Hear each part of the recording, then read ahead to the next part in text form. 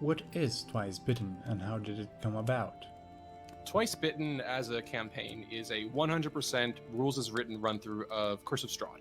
It'll be DM'd by myself and played by 5 current and or former Curse of Strahd DMs: Serena, Jack Officer, Linus, Kaya, and Twy.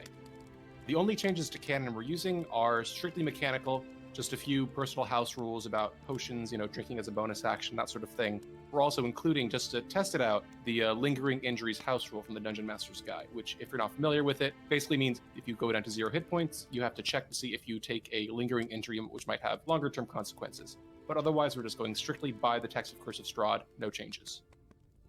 Why run rules as written?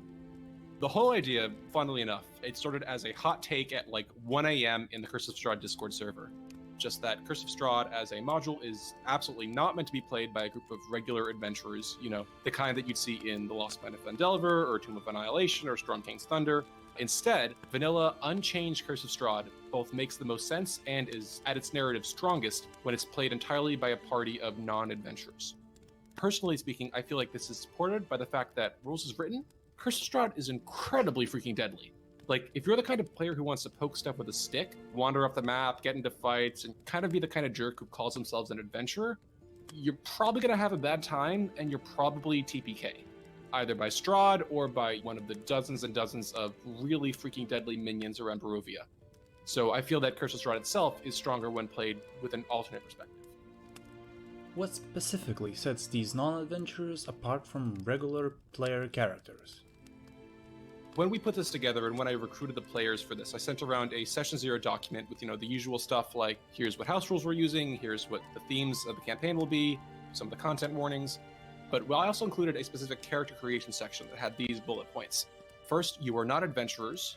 You are level 1 characters with mundane goals or purposes who are traveling together by chance or by companionship. Second, you are not heroes. You might be friendly, you might even be altruistic, but you're not the kind of person who's going to go off and proudly slay dragons. That might come later, but for now, you're not. And finally, you're not a warrior. You might be martially trained, you might be able to defend yourself, but you're the kind of person who knows that a fight can maim you, a beast can kill you, and a monster is something you don't even want to mess with. So this is the kind of party that's not afraid to work tactically, to think before jumping into the fray, and even retreat if things get too dicey, which things in Curse of Strahd often do and will. Okay, but why make these changes at all? A lot of this comes from the epilogue of Curse of Strahd as a module, as written in the text. And I don't want to get into specifics or spoilers too much, but suffice it to say that the as-written epilogue can feel unfulfilling to a lot of parties, especially if you use a very specific popular adventure hook to start the adventure off. However, my hot take was that if the focus of the adventure doesn't lie on Strahd's destruction, but instead the characters escaping from Barovia, the adventure becomes a lot more interesting, because instead of kill Strahd, the adventure becomes try to escape from Barovia, and in the course of doing so, become heroes that are capable of killing Strahd.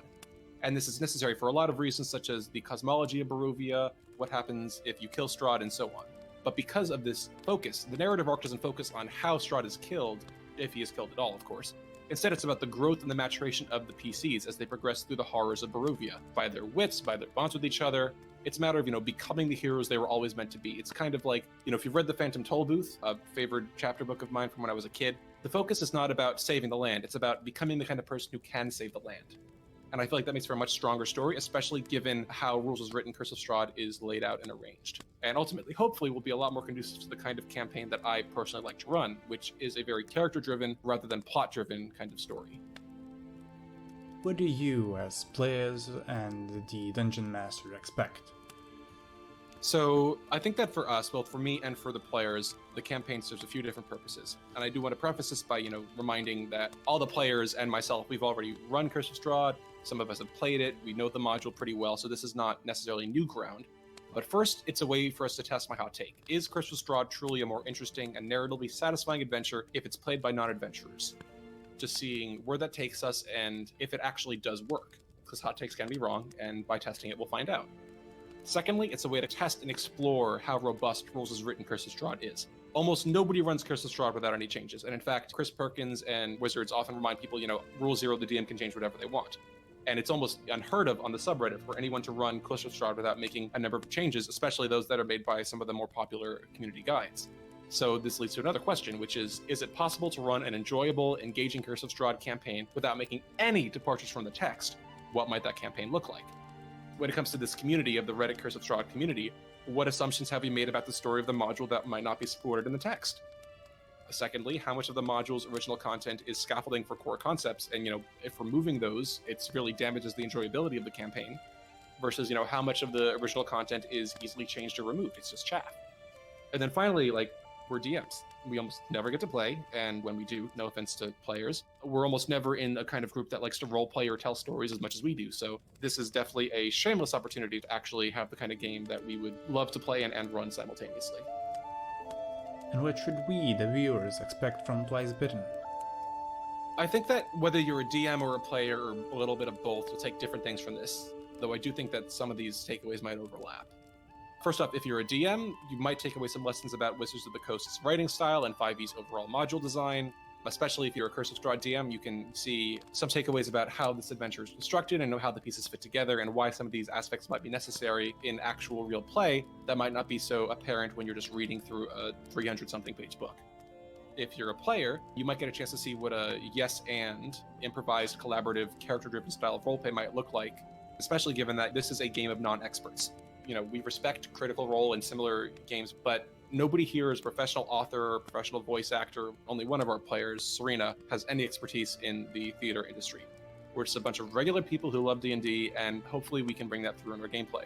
So, yes, we've read the module, we know what to expect largely, but Curse of Strahd is a very sandboxy adventure, and I have no idea where we'll be 3 sessions from now, let alone at the end of the campaign. This could be an opportunity for players to, see how other players might develop and express themselves through the characters that they make and might explore those characters through an improvised, collaborative style of roleplay as opposed to the traditional style of roleplay that's very common in other games. And finally, hopefully it'll just be a fun ride and a fun show. I'm surprised that this dumb little hot take from 1am, a few months back has become an actual project, and I'm really grateful to everyone who's been so interested in it, and I'm excited to see where it goes.